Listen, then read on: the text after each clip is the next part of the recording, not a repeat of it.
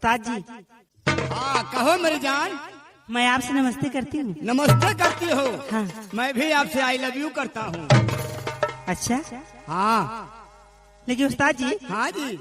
ये बताइए आपका नाम क्या है? मेरा नाम? हाँ। मेरा नाम क्या करोगे पूछकर? नहीं, मैं जानना चाहती हूँ। मेरा नाम? हाँ जी। लगता है इतिहास में छपवाओगी। हाँ। हाँ हाँ, तो सुनो मेरा नाम। मेरा नाम है कबलेबा। कब लेबा? हाँ कबलेबा। उस्ताद जी, हाँ तोहार नाम कब लेबा? हाँ हाँ। तो के हम बुलाएं? हाँ, एक बेर बुलावा। ए कब लेबा? अरे दादा,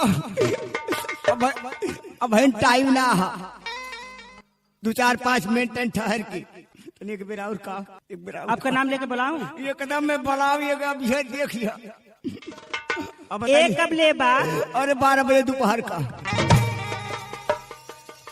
बहुत बदतमीज लग रहे हैं। आई एम नो बदतमीज, आई एम एंजलेंट मैन मेरी जान। सुनो मेरी बात। हाँ सुनाओ ना। कल की बात है, मैं गया था बनमारस। ए पागल बनारस? हाँ कोई भी रस हो, ऊख का रस हो, चीनी का रस हो, कोई भी रस हो। मैं गया बनारस, वहाँ एक अंग्रेज मिला। अच्छा, अंग्रेज मेरे से दोस्ती हो गई। मैं कहा और अंग्रेज भाई? कहता अच्छा हाय, बढ़िया हाय। हम कहीं बढ़िया है, कहा बढ़िया हाय। और तुसी बताओ कि हाल चाल? हम हमारा भी बढ़िया हाय। हमको साली पहले दांत बंद कर। तुम लोग बढ़िया करते करते दांत का प्रचार कर देते हो। कहा भाई साहब, हमको बोलो। कहा तुम्हारे यहाँ भोजपुरी बहुत बढ़िया गाते हैं साहब। हम क्या तुमको आती है भोजपुरी? कहता थोड़ा बहुत आती है। हम कहीं सुनाओ। कहा कौन सा? हम कहे ऊपर से 36, नीचे से 32, अब बिचवा में 24 दिखाता कि ना। अब बतावा ये जान, हमरे गन्ना के रस तोड़े ढूढ़ में नामू नामू जाता कि। मैडम। हाँ बोलिए ना। वो अंग्रेज इसी भोजपुरी गाना को अंग्रेजी में गा रहा है। अच्छा, कैसे अंग्रेजी में गाता है, ध्यान दीजिएगा।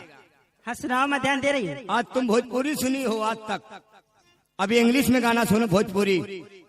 देखो ध्यान से, अंग्रेज गा रहा है। ऊपर से 36, नीचे से 32, सेंटर में 24 दिखाया था। बतावा ये जान, हमरे गन्ना के रस तोरे ढूढ़ी में ठाई ठाई जाता। अच्छा, ये अंग्रेज गाता है।